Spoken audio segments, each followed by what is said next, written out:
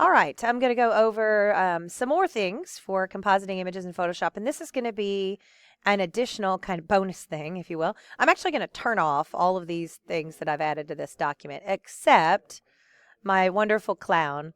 And I have put the clown in a folder because I want his shadow and him to be together, and it's just easiest to have it grouped in a folder. So that now if I need to pick up my clown and I use my move tool, if you've got it set to auto select group and they're in a group, then it'll move the shadow and the dude. See? Yay. Floating around cloud. They all float down here. All right, so what we're going to do is we're going to position the clown so he's hiding behind the rock, because that's generally what clowns do at playgrounds.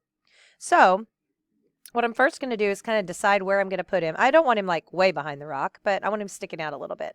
So basically I need to cover up this much of the rock. This much of the clown with the rock. Okay. So that's just a visual reference here where I'm going to put him. Now I'm going to turn that off, and I'm going to select this rock. So basically we're going to make a copy of the rock and put it in front of the clown. So I'm going to take my quick selection, though you could use whatever selection tool that you wish. And I'm just going to roll around here. By the way, if you're not on the right layer, it doesn't select very well. That's why that's selected so weirdly. Let me click on the background layer. There we go. That's better. Now I don't, oh wow, that just selected the entire thing. So I'm going to Control D and try again. That's why you can't get too crazy with your clicking. All right. So there's kind of a little area there I probably need to add. But so it doesn't matter like that I don't have all of this, to be quite honest. But you do want to make sure this edge where the clown is going to overlap this stuff, that needs to be a pretty good edge. So I'm going to kind of finish this off here. It's kind of hard to tell what's rock and what's like other stuff. But all right, that's probably okay. Let's look at it real quick. Oh, there is kind of one weird place right there. So let me touch that up. Just going to take my brush here and minus this out to get rid of it. All right. All right, I think that's fine. All right, now I'm not going to drag it anywhere because I want this to stay here. But what I'm going to do is I'm just going to right click and do a layer via copy. That means it's going to make a new layer of this selection, which in this case is this rock, by copying it. Now, if I do cut, you don't want to do cut, but if you cut it, then whenever you paste it, it's going to disappear, and I don't want to do that, so I'm going to undo. You want to do a copy.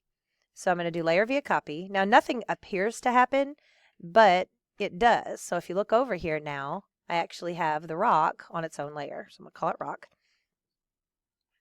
And then what I can do is I can take my clown and drag him between the rock and the background. And there we have now creepy clown hiding behind the rock.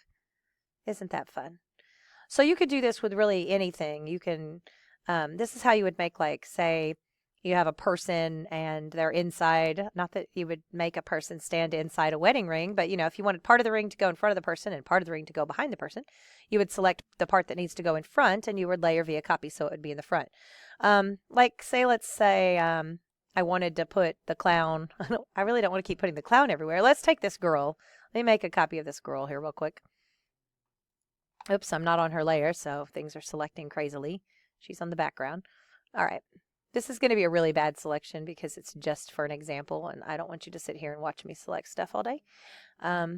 So she's not going to have arms, but, you know, it's fine. It's going to be fine, and she'll live to see another day just without her arms. Okay. So this is a very bad selection, but pretend that it's a great selection and we're all amazed by it and love it so much.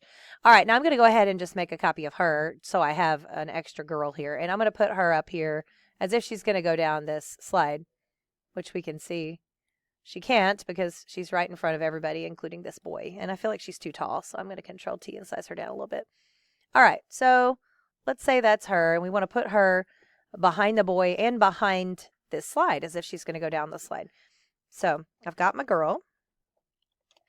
Now, of course, you would probably do this with like bringing in something. So if you're like, you're going to do this as an example in the room, go get a different person to put up here, or like, I don't know, an animal or something, a giraffe perhaps. So we've got the girl here. And now I'm going to turn this off and click on my background and select the part of the background that I want to be in front of the girl. Now, so I don't want this stuff back here because this would be behind the girl, right? I only want stuff that should be in front of the girl. So like this part, if she's going to get on the slide, I need the slide to be in front of her. And if I want to be able to see her body through this little hole, then that little hole needs to not be there. So I need to get that out of the selection so that when we put her there, we see her through the hole. And then, of course, this guy, he's in the way. So we would select him. And again, I'm not making great selections right now just for the sake of time. I want you to know that you need to have good selections and not be like me right now. But for the purposes of speed, we're just going to whip in here as quickly as we can. This is like such a bad selection. It's bad when you're like trying to do an example and your selection is terrible. I'm going to cheat a minute here and go into select and mask and just kind of paint in some more of this guy. All right, so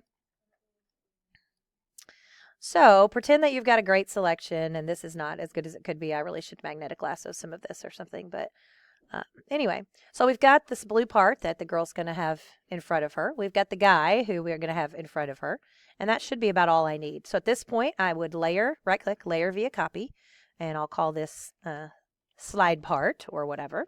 So we've got our girl here, and then we're going to move her between the slide part and the background, and then there we go.